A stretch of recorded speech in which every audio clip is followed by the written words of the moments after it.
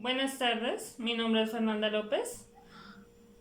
Primero, defina gobierno e indique cuáles son los objetivos económicos que debe buscar el gobierno en una sociedad libre.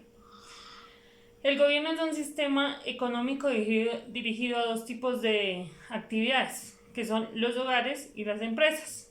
Se puede decir que el gobierno es propietario de los factores productivos, además cumple la función de regular el sistema económico del país. Segundo, mencione los niveles de gobierno que existen en Colombia e indique sus características con base en los criterios de la descentralización. Existen distintos niveles de gobierno según su influencia. En los sectores sería el gobierno local, el cual opera desde las alcaldías, y el gobierno regional. Este está dirigido desde ciudades o regiones agrupadas. Existe el gobierno nacional y este controla todo el territorio en general. Las responsabilidades van según el nivel de jerarquía. En la tercera pregunta tenemos que ¿cuáles son los instrumentos de política económica con que cuenta el gobierno colombiano para estimular la actividad productiva?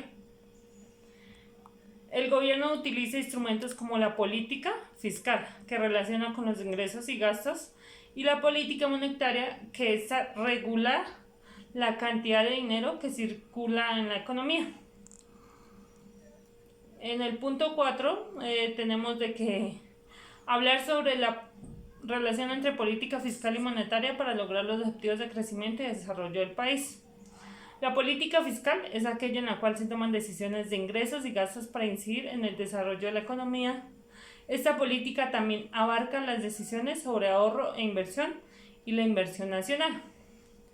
La política monetaria regula la cantidad de dinero que circula en la economía. En Colombia, el manejo de esta política es manejada por el Banco de la República. El gobierno siempre debe buscar la coherencia entre la política fiscal y la monetaria, especialmente para poder llegar a alcanzar el objetivo de la estabilización de la economía. En el quinto punto es definir el concepto de impuestos. Los impuestos o tributos son los gravámenes que las personas y empresas pagan al gobierno y son utilizados por este para su sostenimiento y brindar servicios a los ciudadanos. Se divide en tres categorías. El impuesto al ingreso, es decir, sobre los salarios y las utilidades generadas dentro del país. El impuesto al gasto. Esto incluye el impuesto al valor agregado y los aranceles. También tenemos el impuesto a la propiedad, que son los que cobran sobre la finca raíz, como la vivienda, edificios de oficinas, locales comerciales y terrenos agrícolas. Los impuestos también se pueden clasificar en directos, que son los que gravan directamente a los individuos y las empresas, y los indirectos, que son los que gravan los bienes y los servicios, como en el caso del impuesto al valor agregado, o sea, el IVA y los aranceles.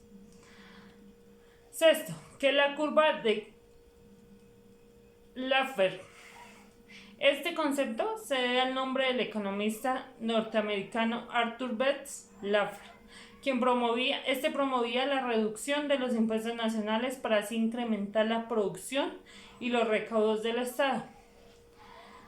Su tesis se traduce en mayores ingresos para el Estado a largo plazo. Si el impuesto cobrado es igual a cero, el recaudo para la nación será nulo. Y a medida que la tasa impositiva aumenta, también aumenta el recaudo. En el punto 7 tenemos que señalar las características en que se divide el gasto del gobierno. Este gasto se divide en cuatro categorías. El primero es el consumo, en el cual se incluye los salarios de los trabajadores y el pago para los bienes que adquiere para su funcionamiento. La segunda categoría esta incluye principalmente los gastos de la construcción de infraestructura, por ejemplo las carreteras, los puertos y redes de comunicación, que a esta teoría se le conoce también como inversión. La tercera categoría son los montos de dinero que se le dan principalmente a los hogares, como el seguro de desempleo y los recursos para financiar la salud y la educación pública, que también son conocidas como transferencia. Y por último, la categoría del interés por el dinero que recibe en calidad de préstamo. Cuando el gobierno necesita financiar su gasto porque sus ingresos no son suficientes, también conocido como pago de la deuda pública. Punto 8. Indique qué es el balance fiscal y explique cuándo se presenta superávit o déficit fiscal y analice su incidencia en la economía. El balance fiscal es la diferencia entre los ingresos y los gastos del gobierno. Cuando los ingresos son menores que sus gastos, el balance fiscal es negativo. Su resultado es conocido como déficit fiscal. Y cuando los ingresos son mayores que los gastos y su balance es positivo, este resultado es denominado superávit fiscal.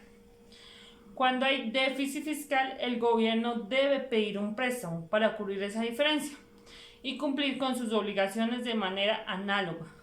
Cuando hay un superávit fiscal, el gobierno puede conceder préstamos para aprovechar el exceso de recursos con que cuenta en un momento determinado. Muchísimas gracias, hasta luego.